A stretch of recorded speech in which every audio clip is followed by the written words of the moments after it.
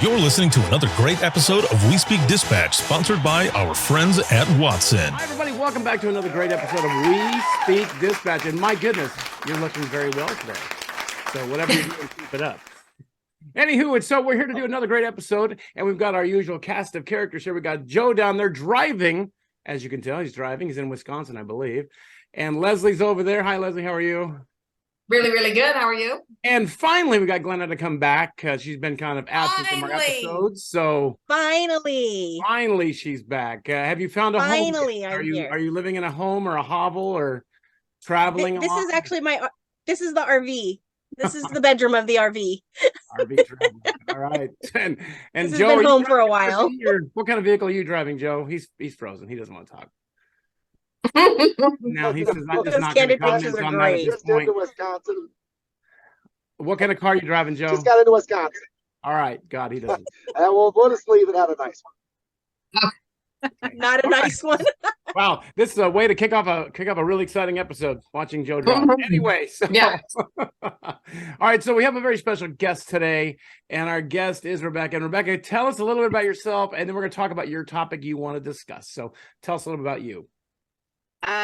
My name is Rebecca Biederman. I am a communications supervisor.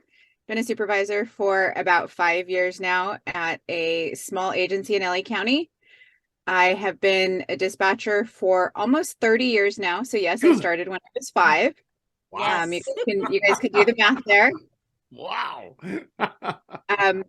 I teach at a couple of the dispatch academies locally and present at some conferences. That's how I met a lot of the people on here today. Yeah, I'm really excited to be a part of this today. Well, we're glad to have you, and your topic today is awesome. It's becoming a new supervisor, or going into a place as a new supervisor and feeling that sense of everybody going, thank goodness you're here. We're so Oh, I'm sure. Yeah. Maybe not so much. Yeah. Most dispatch are really open to change. Well, of course Yes, they are. and new people. And I believe Leslie, me, and Glenna have all promoted in-house. We were all working at a place where we suddenly became supervisors, which was kind of suddenly without warning. Yeah, well, yours was very one day. And Joe, how about you? How did you work there as a dispatcher and then promote, or what were your deal? Originally, I promoted at an outside agency, and then I went back to the agency I started at and promoted from outside technically, but inside because I knew everybody that already worked there because I had spent 6 years there. So I got a little experience in both, from the outside and from the inside. I think it's certainly different dynamic. Yeah, very much so. So Rebecca, tell us a little bit about your experience. What was it? I mean, when you went back there, you had to interview for this place, right? And then they interviewed you and you said you're going to come on board. Did they at least tell you, like, let me tell you a little bit about our staff? Or did they say anything at all? Or you just came in cold or what? Did they use the word brutal? So it was a brand new supervisor position. There wasn't a civilian supervisor even in the department for dispatch. So it was a uniformed person that was in charge? Oh, God. It was a sergeant at the time that was in charge. So they basically ran themselves. Yeah. Was that sergeant somebody who wanted to be in dispatch, or was it somebody who said, I got to do some time before I can promote? He was voluntold. Oh, geez. Yeah. All right. So how did that go? How'd you go? Like your first day, how'd you like walk in and say, hey, y'all, I'm here. And guess what? They said, yay. They welcomed me with open arms. Oh, I'm sure. No, so we were incredibly short staffed at the time that I started, kind of like everybody is. So I kind of just came in sort of as a lateral trainee. And I sat with one of the senior dispatchers for probably about 4 weeks or so. Because it was a new CAD system. It was a new, obviously a new city and all of that. Mm-hmm. So I trained with her for a little while, and then I basically was working the floor while being a supervisor, or learning how to be a supervisor as well. So wow. And you were working by yourself, right? There was no other supervisor, just you. Correct. Wow. So curious, because I've heard this happen in the past. Were you hired as a supervisor who was going to dispatch, or were you just you were there to be a supervisor and you weren't expected to work the floor? I was there to be a supervisor. There was some, I think, kind of misunderstanding on sort of both sides. Mm. My They understanding had that no clue. in as a supervisor, the staff's understanding was that I was coming in as a dispatcher who supervised. Oh, wow. Oh Lord. That could create Yeah. some problems. Yeah, that could Yeah. be And difficult. it did actually for quite a while. So I think probably my number one recommendation for anybody that's bringing in a supervisor from the outside is make sure that those expectations are clear on both sides. Mm-hmm. They're clear Yeah. for people that, you know, are coming into the position, but they're also clear for the staff. So they know what, you know, what this person's expectations are. Yeah. You know, Right. I've seen at some agencies where, you know, supervisors aren't expected to dispatch. So maybe you've got one supervisor that does dispatch and one supervisor that doesn't dispatch. And that causes a lot of discord. Yes. It does. Oh yeah, that happened at my agency. We had a supervisor that came from the outside, was not expected to dispatch, and I say we because I was a dispatcher then. I mean, we chewed her up and spit her out. We did not give her any mercy. And they just kept saying, how can you supervise me if you don't know how to do my job? Right. I mean, like in the case of Rebecca, where you were, I mean, there was a sergeant there. You know, why were they okay with a sergeant who didn't know how to do their job?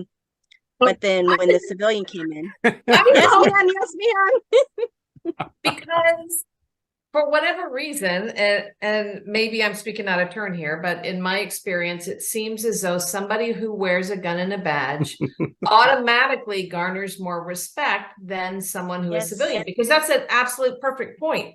You've got a sergeant who probably was never a dispatcher, and that's one thing. Now you've got somebody coming in, and I'm sure the line level people expected that, oh, good, she's coming, so I don't have to work as much overtime. But then that misunderstanding, and now suddenly it's, you know, World War III kind of thing. So I agree, Rebecca. Making sure those expectations are known is going to be critical for everybody involved. But did you eventually, because it sounds like now that you said that was kind of in the past and at the beginning, how did that transition into where you are right now? So actually it took a lot of support from my administration. At one point, she was my captain at the time. She's now my chief. She had said, you're not working the floor. You're not working overtime unless I approve it. Oh, wow. You're not covering because they're taking advantage, you know, they could potentially take advantage of that. And she said, that's not what I need you doing. I need you doing, you know, X, Y, and Z administratively. Wow. Which again, didn't go over very well, but I mean, it was what was needed was for it to come from that higher level. And at one point during a dispatch meeting, once she became chief, she said, you know, I'm sorry that was the expectation that you guys had at the beginning, but you know, we're 4 years in at the time. And she said, that's not her position. That's not what I have her doing. So I'm sorry that's what you understood, but it's not what it is. Wow.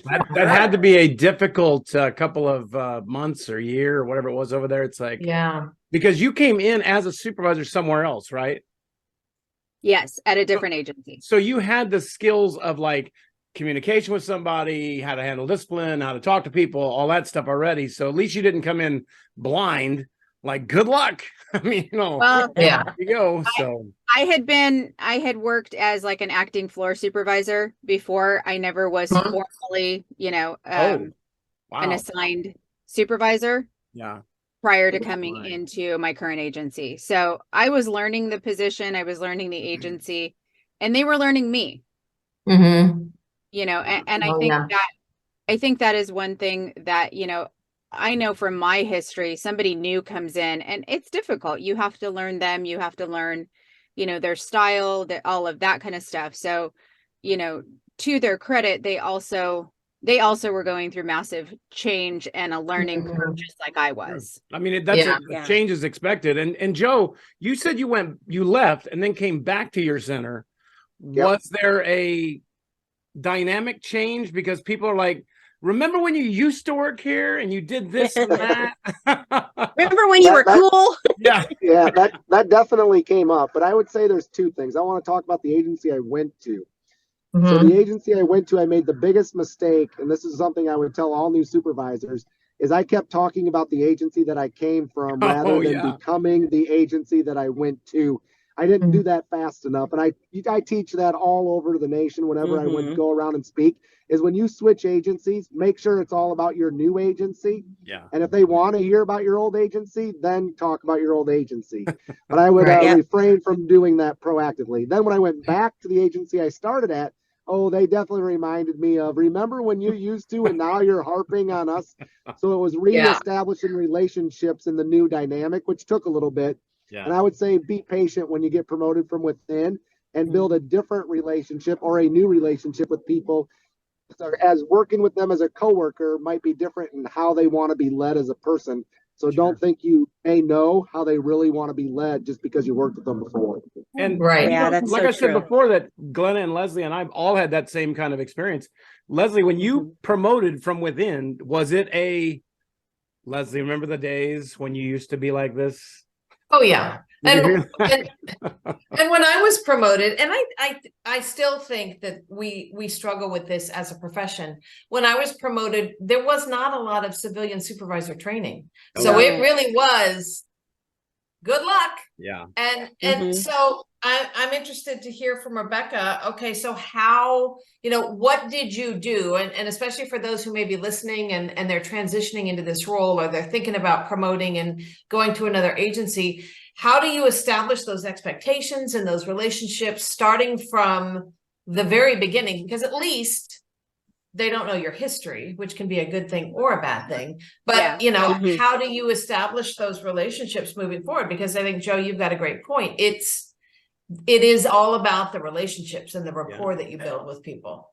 Yeah. Yeah, and I mean, as tough as it was to try and learn how to be a supervisor while working the floor, I do think it had its pluses, because they were able to see, okay, she doesn't just say she knows what she's doing, she can do the job.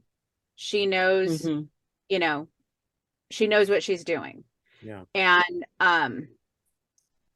I think just finding what worked for each person, finding how to talk to each person, was kind of the biggest thing, because I didn't know them personally. And so the disadvantage that I had from, Glenna, Leslie, and Doug was that, I didn't know maybe what worked for, certain certain people the way they were. I remember one time that the way that one of my dispatchers was I was a little taken aback by it, but then I started listening and I realized, hey, that's how she understands things, because she would ask a lot of questions.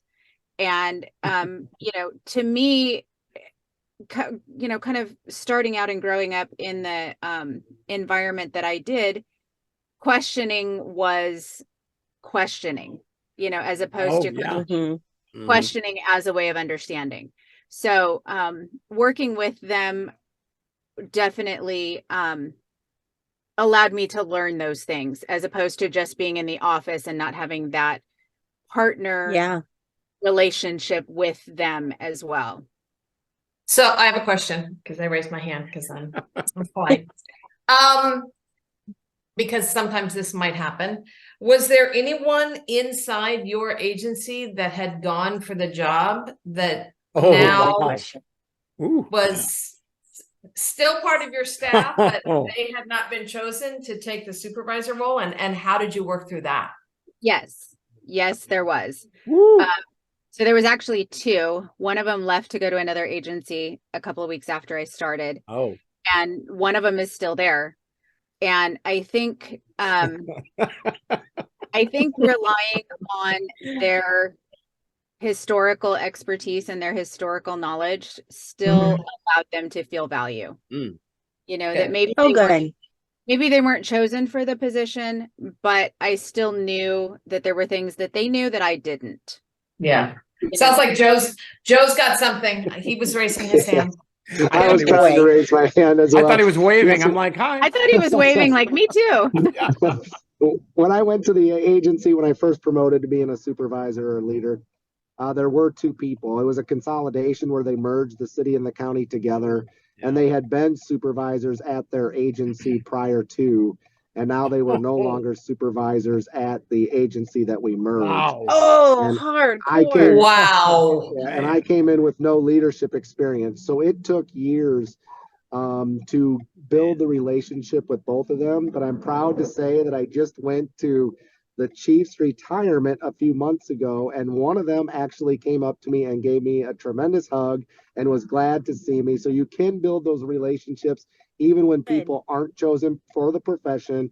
If you understand they're going through a tough time with it, and they have to adjust as well, rather than taking it personally when maybe they're lashing out at you or whatever it might be. So just still try to build that relationship with them and give them something to do so that you honor, like somebody said, honoring their skill set as well, so that they still feel involved in the process. Yeah, give them something to do, and then tell them, you know what, if you were a little bit stronger, you could have been a supervisor. Anyway. Yeah. Well, anyway. Wow. That's rough Doug. right That's there. so Doug.